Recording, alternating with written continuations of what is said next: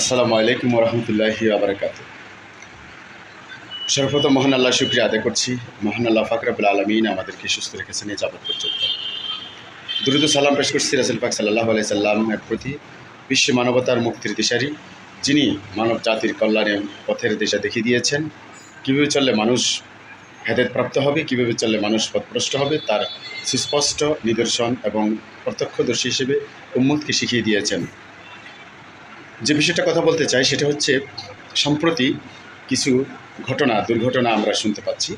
মূলত মাদ্রাসা শিক্ষা ব্যবস্থাকে নিয়ে একটা ষড়যন্ত্র চলছে। মাদ্রাসা শিক্ষা ব্যবস্থাটাকে দুর্বল করে দেওয়ার জন্য, মাদ্রাসা শিক্ষা ব্যবস্থাকে কলুষিত করার জন্য যে চক্রান্ত আগেও হয়েছিল, এখনও হচ্ছে, ভবিষ্যতে হবে। যে কোনো দুর্ঘটনা যে কোনো প্রতিষ্ঠানে, স্কুল বলেন, বিশ্ববিদ্যালয় বলেন, মাদ্রাসা বলেন, আপনি যে কোনো জায়গায় দুর্ঘটনা ঘটতে পারে, এটা স্বাভাবিক। কিন্তু ঘটলে তার সমাধান আছে, দেশে আইনের শাসন আছে, বিচার আছে। কিন্তু বাস্তবে কি আইনের বিচার শাসন কি হচ্ছে? মূলত তা না। বরঞ্চ মাদ্রাসা শিক্ষা ব্যবস্থাকে কলুষিত করার জন্য কিছু চক্র মাদ্রাসার টিচারদেরকেই ব্যবহার করছে। কিছু হুজুর নামের কলঙ্ক, তারা কিন্তু হুজুর না, তারা কিন্তু হাফেজ না, তারা কিন্তু মাওলানা না। এই ধরনের কিছু লোকদেরকে ব্যবহার করা হচ্ছে অন্যায় অপকর্ম করার জন্য, বিভিন্নভাবে বিভিন্ন ধরনের এই ধরনের অনৈতিক কাজ করার জন্য।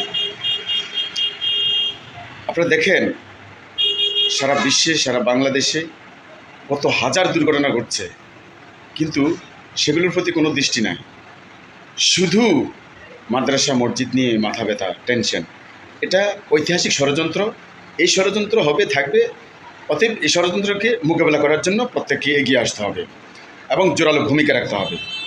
যারা মাদ্রাসা শিক্ষকতা করছি এবং করছেন, আমি তাদেরকে বলছি, আপনারা আপনাদের অবস্থান থেকে নিজেদের অস্তিত্ব রক্ষা, নিজেদের সম্মান রক্ষা, নিজেদের সব রকমের অবস্থানকে হেফাজত রাখার জন্য সচেষ্ট থাকতে হবে, সচেষ্ট থাকবেন এবং যার যার অবস্থান থেকে অন্যায়ের প্রতিরোধ করবেন।